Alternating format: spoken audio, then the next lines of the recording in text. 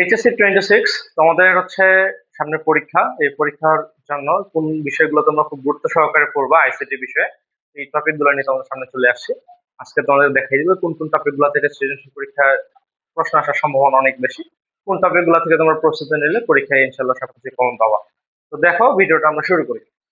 তো প্রথমে আমরা প্রথমত নিয়ে আলোচনা করবো। প্রথমত আছে বিশ্বগ্রাম। তো বিশ্বগ্রামটা কিন্তু এর আগে শর্ট সিলেবাসে ছিল না, লং সিরিয়াসে তোমরা কিন্তু পাইছো। তো এটা থেকে প্রশ্ন আসার সম্ভাবনা কিন্তু অনেক বেশি।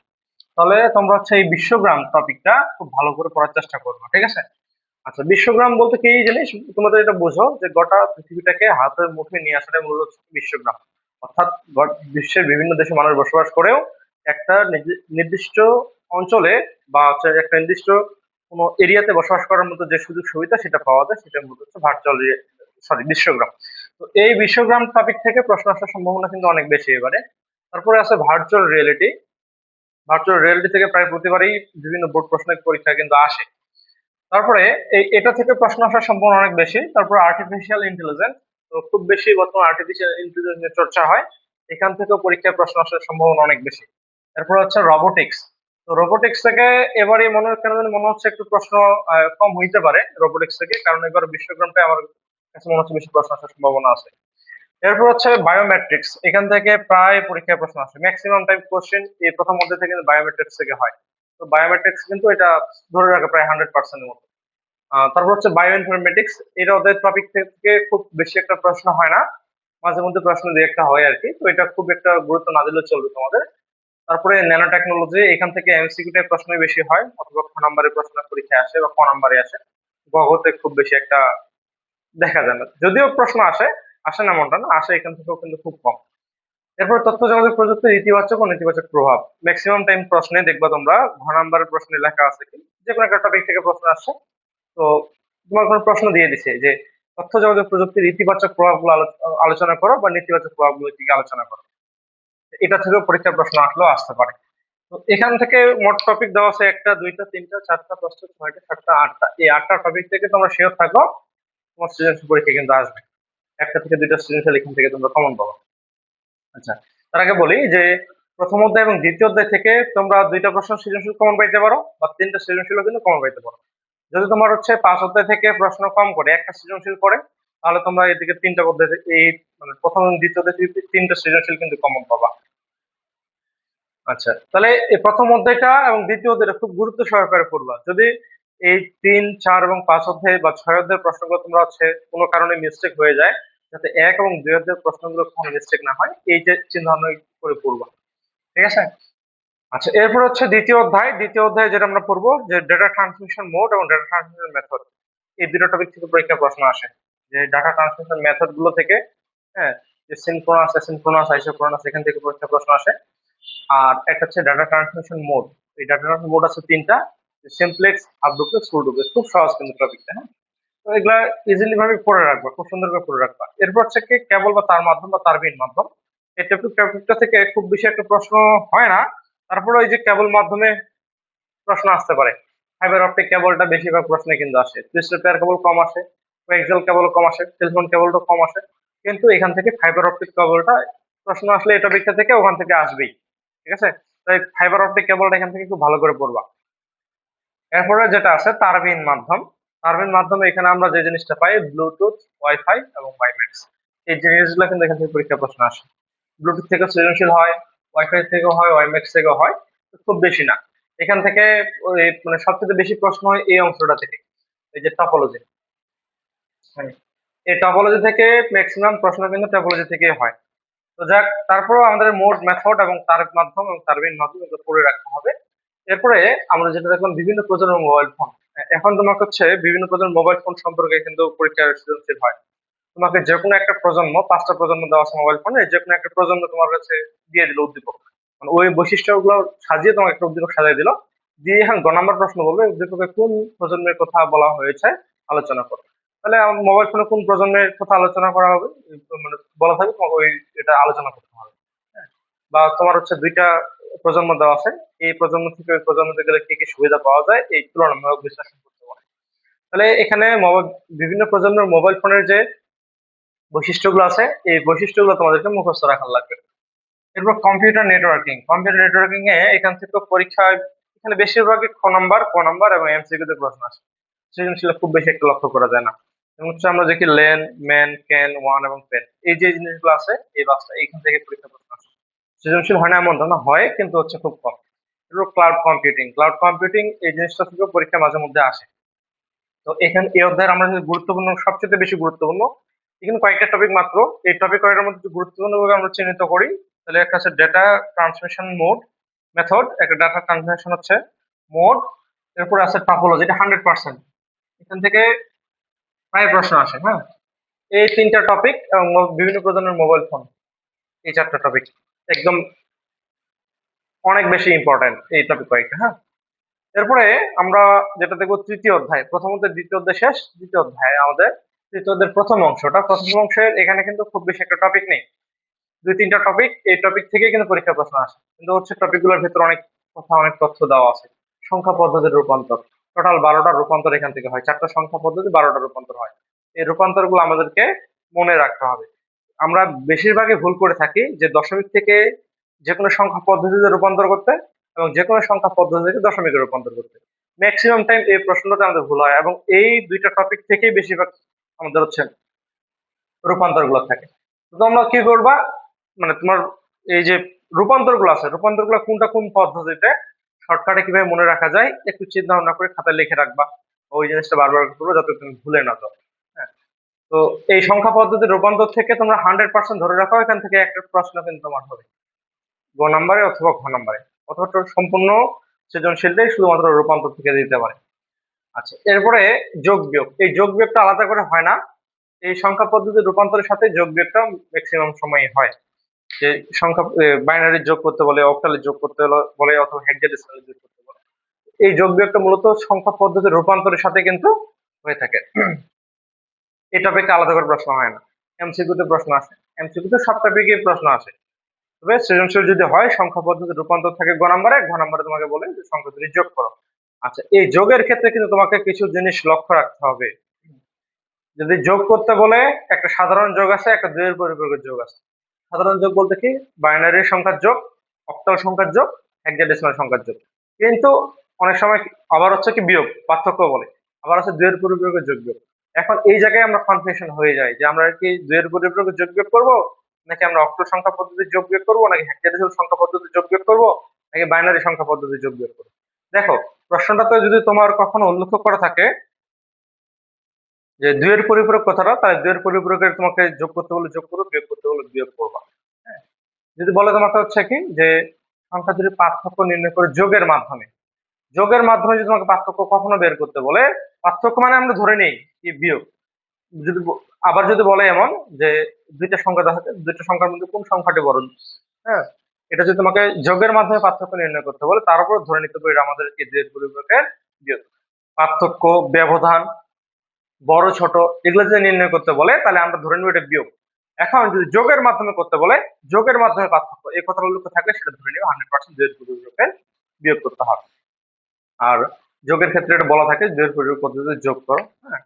বিশেষ পদ্ধতি উদ্দীপকে ওই বিশেষ পদ্ধতির মানে দুইয়ের পরিপূরক সম্পর্কে আলোচনা করা আছে, বলে তোমাকে ওই বিশেষ পদ্ধতি ব্যবহার করে পার্থক্য নির্ণয় করো। তাহলে এটা বুঝে নিবা এটা হচ্ছে দুইয়ের পরিপূরকের যোগ বিয়োগ। আর সাধারণ যোগ বিয়োগের ক্ষেত্রে কি হয়, তোমার হচ্ছে যে বলে যে অক্টালে যোগ করো, হেক্সাডেসিমালে যোগ করো, বা হেক্সাডেসিমালের পার্থক্য নির্ণয় করো, বা বা তোমার দেওয়া আছে কি দুইটা সংখ্যা পদ্ধতি, দুই পদ্ধতিতে দেওয়া আছে, একটা অক্টালে একটা হচ্ছে হেক্সাডেসিমালে। এখন তোমাকে ঘর নাম্বারে বলছে কি সংখ্যা দুটোর মধ্যে পার্থক্য নির্ণয় করো, এইটুকু বলছে। এখন তুমি পার্থক্য কথাটা দেখে দুইয়ের পরিপূরকে যদি করে দাও বিয়োগটা, তাহলে কিন্তু তোমার এটা ভুল যাবে, এটা ভুল করা কিন্তু যাবে না, ঠিক আছে। তাহলে তুমি কি করবা, যদি সাধারণ পার্থক্যের কথা বলে, কোনো পদ্ধতির কথা না বলে, যোগের মাধ্যমে না বলে, তাহলে হচ্ছে যে কোনো একটা পদ্ধতিতে, কোনো পদ্ধতি যদি উল্লেখ না করে, অক্টালে করতে চাইলে অক্টালে করবা, হেক্সাডেসিমালে করতে চাইলে হেক্সাডেসিমালে করবা। কিন্তু যোগের মাধ্যমে পার্থক্য করতে বললে তোমাকে সেটাকে দুইয়ের পরিপূরকের বিয়োগ করতে হবে। এটা একদম মাথায় ভালো করে গেঁথে নাও, কারণ এখান থেকে কিন্তু 4 মার্কের একটা প্রশ্ন আসে, তুমি দুইয়ের পরিপূরক পারো, তারপরেও তুমি প্রশ্নটা ভুল করে আসতে পারো এই কথাটার জন্য। বা তুমি হচ্ছে ওই সংখ্যা পদ্ধতিতে যোগ বিয়োগ জানো, কিন্তু তুমি কি করছো কি এই কথাটুকু বোঝার জন্য তোমার কি হয়েছে, প্রশ্নটা কিন্তু চলে গেছে, মার্কটা তুমি আর পাইলে না, এই সমস্যাটা হয়। আর দুইয়ের পরিপূরকের এখান থেকে আরেকটা আমরা সমস্যা করে ফেলি যে দুইয়ের পরিপূরকের যোগ বিয়োগ আমরা সবাই করতে পারি, কিন্তু পরীক্ষায় আমাদের প্রশ্নের টপিকে উদ্দীপকে দেওয়া থাকে দুই পদ্ধতিতে দেওয়া আছে, একটা অক্টালে, একটা দেওয়া আছে হেক্সাডেসিমালে। এখন আমাদের বলছে দুইয়ের পরিপূরক পদ্ধতিতে যোগ করো, বিয়োগ করো বা পার্থক্য নির্ণয় করো। এখন এই জায়গাতে আমরা ম্যাক্সিমাম জনই কিন্তু কনফিউজ হয়ে যাই। তো আমাদের তো দুই পদ্ধতিতে আছে, তাহলে এখন আমি কিভাবে করব?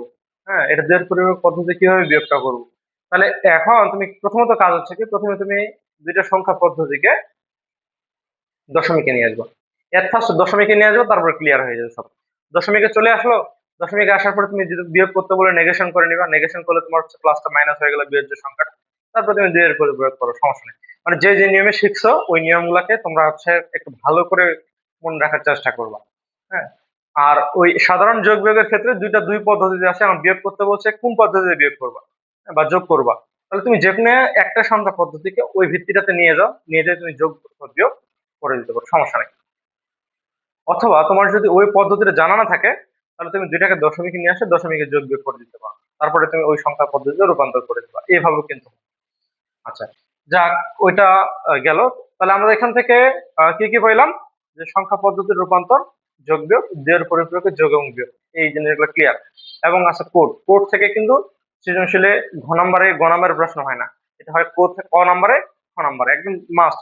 তুমি যদি ইয়াতে দেখো ম্যাক্সিমাম প্রথম অংশেরও আমাদের ক নাম্বার ও খ নাম্বার প্রশ্নগুলো হয় এই কোড অংশটা থেকে। হ্যাঁ, এরপর দুইয়ের পরিপূরকের যোগ বিয়োগ থেকে এগুলা থেকেও দুই একটা মাঝে মধ্যে আসে। যাক, তো এখান থেকে আমাদের সৃজনশীল আসবে এই দুইটা টপিক থেকে 100%। যোগ বিয়োগ, সংখ্যা পদ্ধতির রূপান্তর। এবং এই সংখ্যা পদ্ধতির রূপান্তরের সাথে যোগ বিয়োগ অনেক সময় প্রশ্ন আসলেও আসতে পারে। নাহলে এটা রূপান্তর থাকে ঘ নাম্বারে তোমাকে যোগ পদ্ধতিতে যোগ অথবা বিয়োগ করতে হবে। আচ্ছা, তাহলে আমাদের প্রথম অংশের কাজ শেষ। এরপরে আমরা যাবো দ্বিতীয় অংশে। দ্বিতীয় অংশে আমাদের হচ্ছে কিন্তু অনেক বড় টপিক, আমরা সিস্টেমেটিক ভাবে এটা মনে রাখবো। প্রথম হচ্ছে ডিমর্গানের সূত্র প্রমাণ। এখান থেকে পরীক্ষায় কিন্তু প্রশ্ন আসে। ডিমর্গানের যে দুইটা সূত্র আছে, এ প্লাস বি নট সমান সমান এ নট ইন্টু বি নট, আর একটা আছে এ বি নট সমান সমান এ নট প্লাস বি নট, এই সূত্র দুইটা প্রমাণ আসে। চলক আছে, দুইটি চলকের জন্য একটা সূত্র আছে, তিনটি চলকের জন্য একটা সূত্র আছে। দুইটাই কিন্তু ভালো করে পড়তে হবে। আরেকটা সূত্র আছে বিভাজন উপপাদ্য। বিভাজন উপপাদ্যটা তোমাদের কি মনে আছে? এ প্লাস বিসি সমান সমান এ প্লাস বি ইন্টু এ প্লাস সি। এই সূত্রটা প্রমাণ করতে বলে। দেখো, এই সূত্রটা কিন্তু আমরা সত্যক সারণীর সাহায্যে প্রমাণ করতে পারি, অথবা আমরা এটাকে ক্যালকুলেশন করে করতে পারি। এটা দুটাকে গুণ করবো, গুণ করলে দেখবে তোমার ক্যালকুলেশন করে এ প্লাস বি চলে আসে। এভাবে রূপান্তর করতে পারি। আচ্ছা, যাক, ওইটা তুমি করে নিবা। তারপরে ডিমরানের সূত্র প্রমাণ, এখান থেকে পরীক্ষায় গ নম্বর অথবা ঘ নম্বরে আসে। লজিক ফাংশন সরলীকরণ, এটা থাকেই।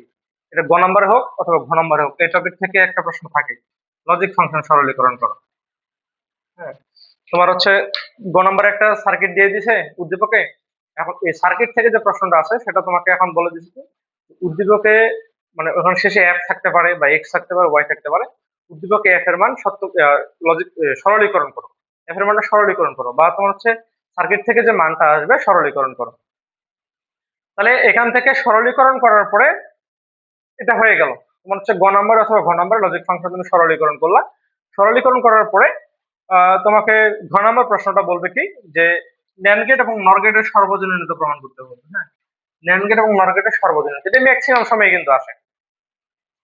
গ নাম্বার প্রশ্নটা থাকে লজিক ফাংশন সরলীকরণ, আর ঘ নাম্বার থাকে কি ওই ফাংশনটাকে বা সরলীকৃত মানটাকে ন্যান্ড গেট দ্বারা বাস্তবায়ন করতে বলে অথবা নর গেট দ্বারা বাস্তবায়ন করতে বলে।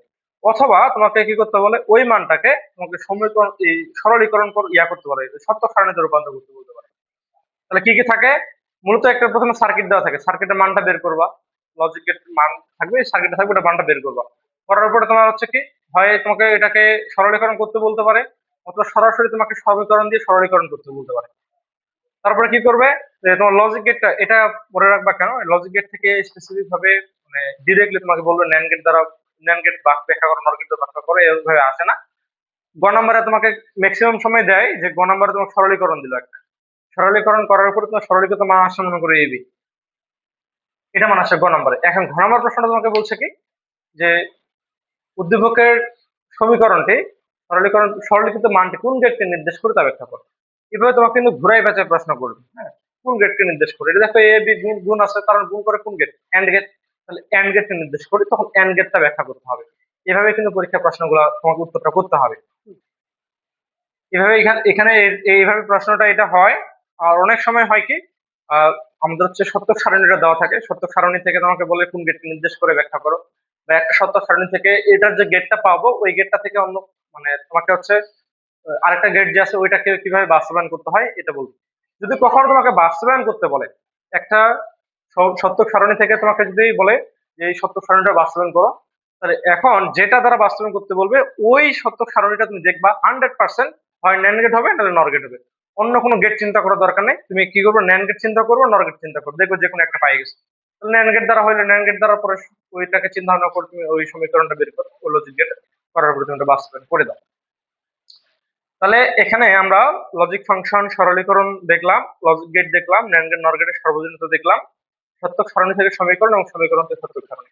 সত্যক সারণী দেওয়া থাকতে পারে, এখান থেকে সমীকরণ বের করতে বলতে পারে, খুব কম দেওয়া থাকে। হ্যাঁ, তারপর সমীকরণ হচ্ছে সত্যক সারণী, সমীকরণ দেওয়া থাকে, এই সমীকরণটা থেকে তোমাকে সত্যক সারণী করতে বলতে পারে, অথবা কোনো একটা লজিক গেটের সরলীকৃত মানটাকে সত্যক সারণীতে রূপান্তর করতে দিতে পারে। আচ্ছা, এটা গেল টপিক। এরপর আছে লজিক সার্কিট থেকে সমীকরণ এবং সমীকরণ থেকে লজিক সার্কিট। এটা থেকে আসেই, কিন্তু এটা তোমার হচ্ছে উদ্দীপকে এই প্রশ্নটাই থাকে, হয় সমীকরণ থাকবে না লজিক সার্কিট থাকবে। সমীকরণ থাকলে লজিক সার্কিটটা গ নাম্বার আগাইতে বলে, অথবা তোমার লজিক সার্কিটটা থাকলে তোমার সমীকরণটা গ নাম্বার বের করতে বলবে। সমীকরণ বের করতে বলবে তোমাকে ন্যান্ড গেট দ্বারা বাস্তবায়ন করতে বলবে, নর গেট দ্বারা বাস্তবায়ন করতে বলবে, বা তোমাকে হচ্ছে এটাকে সরলীকরণ করতে বলবে, যে কোনো একটা টপিক থাকে এইভাবে ঘুরে গেছে। এরপর থাকে হচ্ছে অ্যাডার। এই অ্যাডার থেকে পড়লে আমাদেরকে হাফ অ্যাডার করতে হবে, ফুল অ্যাডার করতে হবে, হাফ অ্যাডার দ্বারা ফুল অ্যাডার বাস্তবায়ন করতে হবে, এবং ন্যান্ড গেট দ্বারা হাফ অ্যাডার বাস্তবায়ন, নর গেট দ্বারা হাফ অ্যাডার বাস্তবায়ন, ন্যান্ড গেট দ্বারা ফুল অ্যাডার বাস্তবায়ন, নর গেট দ্বারা ফুল অ্যাডার বাস্তবায়ন। এই টপিক গুলো আমাদেরকে ক্লিয়ার রাখা লাগবে। এখান থেকে অ্যাডার থেকে পাওয়া যায় না কোন জায়গা থেকে প্রশ্নটা আসবে, এই জন্য বলেছি অ্যাডারের সকল বাস্তবায়ন। তাহলে এই ছিল আমাদের 1, 2, 3 অধ্যায়। এখন আমরা আলোচনা করবো 4 অধ্যায় এবং 5 অধ্যায়, 6 অধ্যায়।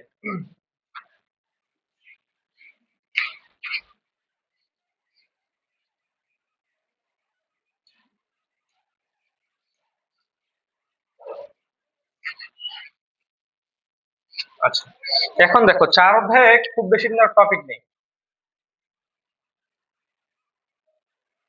4 অধ্যায়ে কিন্তু খুব বেশি একটা টপিক নেই। তো আমরা এখানে কি কি জিনিস করব, প্রথমত ওয়েবসাইটের কাঠামোর প্রকারভেদ।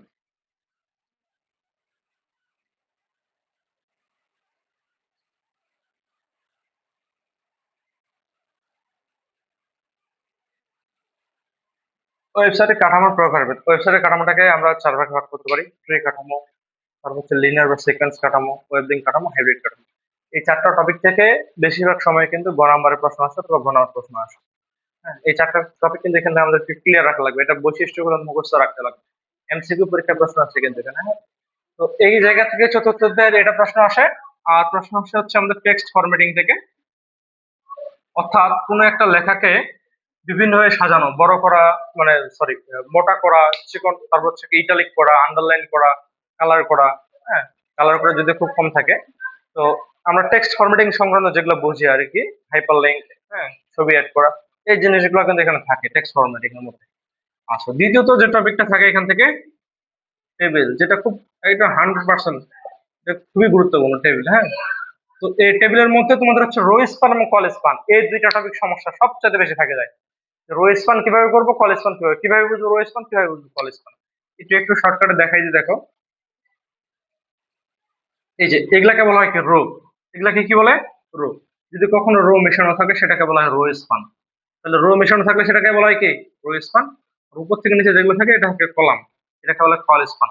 দেখো ভাই, এই দাগগুলা কিন্তু তোমার হচ্ছে কলাম না, দাগগুলো কলাম না, দাগগুলো কলাম হয়ে যাবে 4টা কলাম হতো। এই কলাম হচ্ছে ঘরগুলো, ঠিক আছে। তাহলে কয়টা ঘর আছে উপর থেকে নিচে, 3টা, তাহলে 3টা কলাম। বাম থেকে ডানে কয়টা ঘর আছে, 3টা, তাহলে রো কয়টা এখানে 3টা। তাহলে এখন দেখো আমি যদি এটা মিশাই, একটা জিনিস মনে রাখবা, বাম থেকে ডানে মিশালে বা ডান থেকে বামে, মানে যদি এরকম ভাবে মিশানো থাকে বাম থেকে ডানে, তাহলে সেটা রো মিশানো থাকে। হ্যাঁ, কলাম তো উপর নিচ থাকে। হ্যাঁ, বাম ডানে যেগুলো থাকে সেগুলো হচ্ছে কি রো, আর কলাম থাকে উপর নিচ। যদি বাম ডানে মিশানো থাকে তাহলে রো মিশানো থাকবে, উপর নিচে মিশানো থাকবে সেটা কলাম মিশানো থাকবে। দেখো এখানে মিশানো আছে, উপর থেকে নিচে জিনিসটা মিশানো আছে, তাই না? দেখো, তাহলে এটা হচ্ছে রো স্পান, কয়টা রো, এই যে একটা রো, দুইটা রোকে একত্রিত করলাম। আর এটা হচ্ছে কি, এই যে দুইটা কলামকে একত্রিত করছি, তাই না, এটা মিশিয়ে দিলাম, তাহলে এটা হচ্ছে কল স্পান। তাহলে রো স্পান এবং কল স্পান এই জিনিসটা ভুল করা যাবে না। তাহলে বাম থেকে ডানে যেটা মেশানো থাকবে রো স্পান, আর যেটা উপর থেকে নিচে মেশানো থাকবে সেটা হচ্ছে কল স্পান। এই ইয়া থেকে অনেক সময় প্রশ্ন আসে টেবিল থেকে, রো গুলাকে কলাম করতে হবে, কলাম গুলাকে রো করতে হবে, এগুলো বাড়িতে প্র্যাকটিস করে নিবে। আচ্ছা, তারপরে এখান থেকে আসলে লিস্ট। তবে আগেরকার থেকে আগে বেশিরভাগই প্রশ্ন আসতে হচ্ছে আমাদের টেবিল থেকে, এখন বেশিরভাগ প্রশ্ন আসলে লিস্ট থেকে। লিস্টটা কিন্তু অনেক ইম্পর্টেন্ট। তো যদি টিচার মনে করেন, যিনি কোশ্চেন করছেন যে আমি টেবিল এবং লিস্ট একসাথে দিব, তাহলে টেবিলের মধ্যে কিন্তু লিস্ট দিয়ে দিতে পারে, বা তিনটা জিনিসকে সাজিয়ে কিন্তু একটা প্রশ্ন তোমাকে তৈরি করে দিতে পারে। তো তোমাদেরকে কি করতে হবে, টেক্সট ফরম্যাটিং, টেবিল এবং লিস্ট, এই তিনটা টপিক একদম ভালোভাবে ক্লিয়ার রাখা হবে। এটা গেল আমাদের চতুর্থ অধ্যায়। এরপর আমরা যদি পঞ্চম অধ্যায়টা দেখি। আচ্ছা, পঞ্চম অধ্যায়,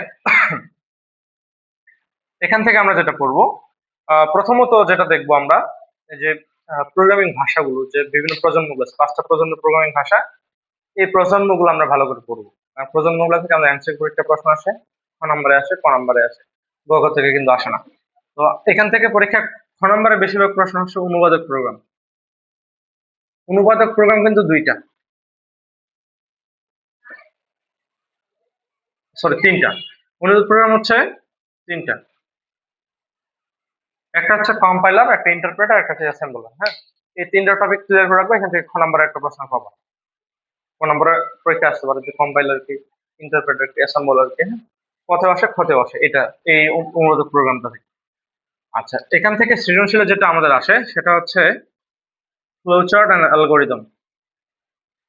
ফ্লোচার্ট, অ্যালগোরিদম, সি প্রোগ্রামও আসে, সি প্রোগ্রাম আসে ঘ নম্বরে। গ নম্বরে আসে আমাদের ফ্লোচার্ট এবং অ্যালগোরিদম। তো এখন যে জিনিসগুলো আমরা ফ্লোচার্ট অ্যালগোরিদম পড়বো, সেই জিনিসগুলো আমরা কি করবো, সি প্রোগ্রামটা ভালো করে পড়বো। তো এখন ফ্লোচার্ট অ্যালগোরিদম এবং সি প্রোগ্রাম আমাদের হচ্ছে কি কি জিনিস, কোন কোন টপিক গুলো আমরা বেশি করে পড়বো। প্রথমত যে টপিক গুলো পড়বো সেটা হচ্ছে বিভিন্ন ক্ষেত্রফল গুলো, যেমন ত্রিভুজের ক্ষেত্রফল, বৃত্তের ক্ষেত্রফল, আয়তের ক্ষেত্রফল, বর্গের ক্ষেত্রফল। এই ক্ষেত্রফল সংক্রান্ত আমরা কি করবো, যে ফ্লো চার্ট, অ্যালগোরিদম এবং সেভ প্রোগ্রাম, এই জিনিসগুলো পড়বো। তারপর দ্বিতীয়ত হচ্ছে বৃহত্তম সংখ্যা, ক্ষুদ্রতম সংখ্যা। বৃহত্তম, ক্ষুদ্রতম। হ্যাঁ, বৃহত্তম সংখ্যা, ক্ষুদ্রতম সংখ্যা, এই টপিক গুলো থেকে পরীক্ষা প্রশ্ন আসে, এগুলা পড়বো।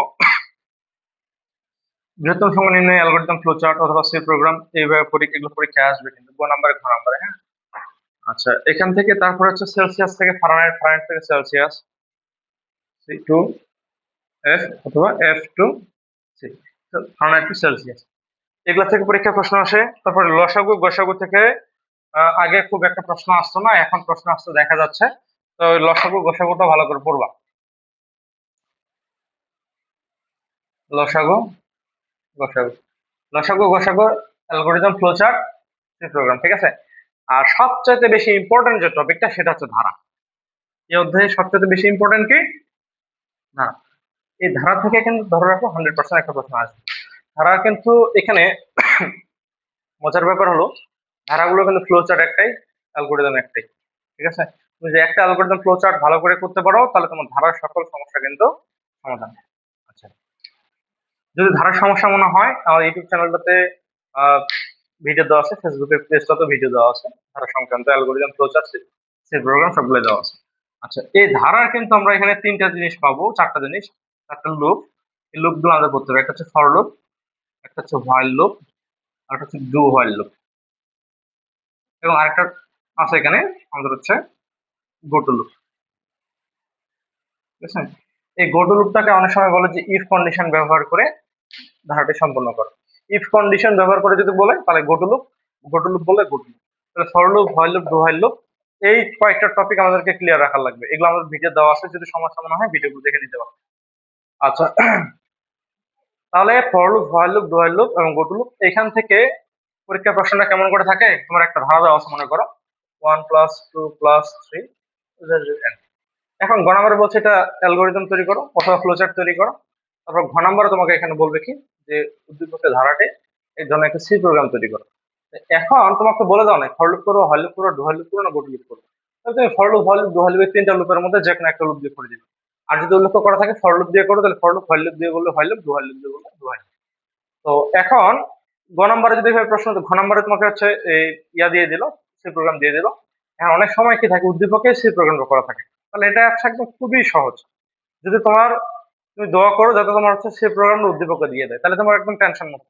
তোমার টেনশন ম্যাক্সিমাম সময় কি থাকে, ফর লুপ দেওয়া থাকে, ফর লুপ থেকে বলে কি ডু হোয়াইল লুপ তৈরি করো। ফর লুপ তো দেওয়াই আছে, তোমার সব জিনিস তো দেওয়াই আছে, মানে তুমি খালি কি করো দেখে দেখে ডু হোয়াইল লুপ করে ফেলবা। হচ্ছে হোয়াইল লুপ দেওয়া থাকবে, ফর লুপ করতে বলবে, যে কোনো একটা লুপে নিয়ে যেতে বলবে। এখান থেকে ধারাটা বের করে তোমার, এখান থেকে তোমাকে বলবে কি অ্যালগরিদম ফ্লোচার্ট তৈরি করো। তাহলে এই লুপ গুলা থেকে দেখে তুমি বুঝে নিবা, ধারাটা বের করে নিবা যে কিভাবে ধারাটা তোমাদেরকে যেভাবে শিখেছি, যে কিভাবে তুমি এখান থেকে ধারাটা বের করো। ধারাটা বের করে ফেললে তোমার হচ্ছে অ্যালগরিদম ফ্লোচার্ট বের করাটা সহজ হয়ে গেল।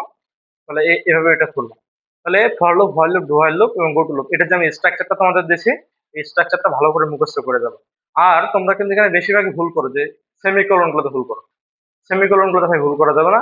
সেমিকোলন, কমা, এগুলোতে ভুল করে ফেললেই প্রোগ্রামটা কিন্তু শেষ। হ্যাঁ।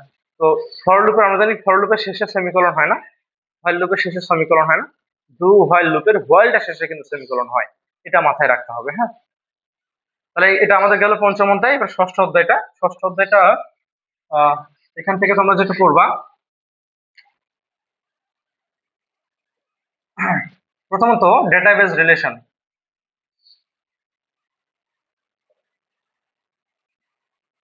এটা 100%। গ নম্বর প্রশ্নটা বলবে ডেটাবেস রিলেশন তৈরি করো। এই রিলেশন কিন্তু তিনটা, ওয়ান টু ওয়ান, একটা ওয়ান টু মেনি, একটা হচ্ছে মেনি টু মেনি। এই তিনটা রিলেশন আমরা এখান থেকে পড়বো। তারপর কি থেকেও প্রশ্ন আসে খুব কম, তা পড়তে পারো এটা। তারপরে 3 নম্বর যে টপিকটা থেকে প্রশ্ন আসে সেটা হচ্ছে এসকিউএল। এসকিউএল থেকে প্রশ্ন আসে। আহ, যদি তোমার 4 অধ্যায় 5 অধ্যায় থেকে 3 অধ্যায়, 4 অধ্যায় 5 অধ্যায় থেকে যদি তোমার প্রোগ্রাম বেশি থাকে, তাহলে 6 অধ্যায় প্রোগ্রাম নাও দিতে পারে। তো আরেকটা আসে হচ্ছে আমাদের ডেটা এনক্রিপশন, ডেটাবেস এনক্রিপশন বা ডেটা এনক্রিপশন। ডেটা এনক্রিপশন থেকে প্রশ্ন আসে কিন্তু খুব কম। আর পরীক্ষার প্রশ্ন আসে সবচেয়ে বেশি যেটা ডেটা টাইপ, ডেটা টাইপ বর্ণনা করো। হ্যাঁ। গ নম্বরে